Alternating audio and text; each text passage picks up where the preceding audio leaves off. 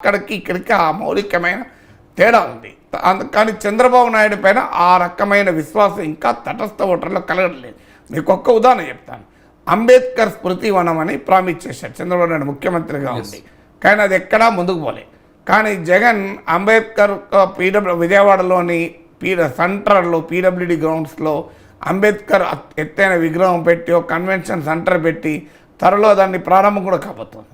So అందువల్ల ఈ డెలివరీలో ఒక విశ్వసనీయత అనేది క్రెడిబిలిటీ జగన్ ఇప్పటికీ కూడా చెప్పుకున్నది అదే. Chandrababu Naidu credibility even BJP విషయంలో కూడా చూడండి. జగన్ చంద్రబాబు నాయుడు అటు అటు అయ్యాడు. అఫ్కోర్స్ జగన్ కూడా ఎలక్షన్స్కి ముందు అవిశ్వాసం పెట్టవచ్చు, తర్వాత మాట్లాడకపోవచ్చు, కానీ ఇంత షిఫ్ట్గా ఇంత బ్లేటెంట్గా అటు ఇటు షిఫ్ట్ కాలే.